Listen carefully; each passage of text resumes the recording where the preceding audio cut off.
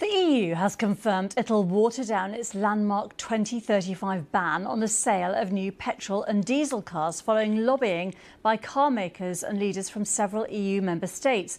Under current legislation, manufacturers were forced to ensure that 100% of cars and van production had zero emissions up to 2035. Well, the European Commission is now confirming this will be reduced to 90%, allowing the manufacture of hybrid electric cars and combustion engines beyond 2035. Let's speak to Lucien Mathieu from Transport Environment, a group that lobbies to decarbonise the transport and energy sectors in Europe. Do you think the EU is right to be a bit more pragmatic? Scrapping the 2030 targets is a strategic mistake for Europe. This will make it harder than easier for European car makers to compete globally on electric cars. And the reason for this is that the world is going electric. So the transition is on. Whatever the Commission announces today, the majority of the sales will be electric in 2030, 2035. So reversing this target will send a very harmful signal, because it will mean that the car makers will continue investing in combustion technology, in hybrid technology, when the world is going electric. So every euro spent on the combustion technology is a euro we don't spend on electric technology, and makes it harder to catch up with China. You'll know, though, that in some areas it's been politically unpopular. People feel that the cost of replacing vehicles is too high. The cost is certainly in many places still an issue, but what we see today is that electric cars are already the cheapest to use and soon becoming the cheapest to buy. So soon in the future, it will be outcompeting other alternatives in terms of costs. So hybrids and combustion engines after 2035 are actually a bad solution for consumers and for affordability, because they will be more expensive than electric cars. And how quickly will those changing costs come in?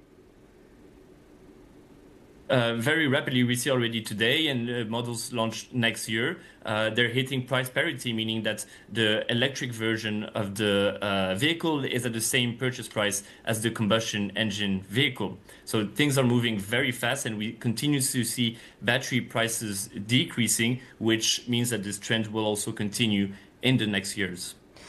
In terms of the contribution of motoring and the industry to global warming, I mean, how big a factor is it?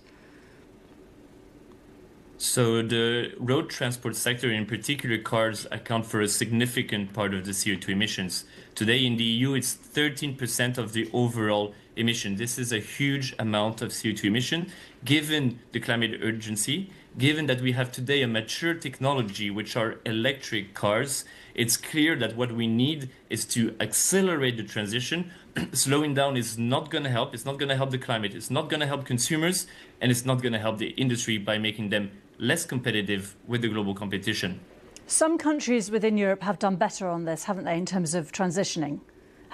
What can other countries learn from that? Because for a lot of people, the worry is about the infrastructure, not being able to charge an electric car when you're going on long journeys, for example. The charging infrastructure has been making very vast progress in a short amount of time in the past few years. What's most important that we see actually are the national policies, in particular the fiscality that is put in place by governments. I'm today in Belgium, and Belgium has been impressive. The company car taxation has changed, and this has led the company car market to drastically accelerate on electrification, reaching very high levels today. So it's possible. We see it. We have examples all across the EU with governments putting in place the right policies. They need to be stable. They need to be pro-electric, and that can allow and give the certainty, the planning certainty for the market, for investors, for businesses to invest and to transition to electric. OK, we will leave it there. Lucien Mathieu from Transport Environment, thank you very much indeed. Thank you.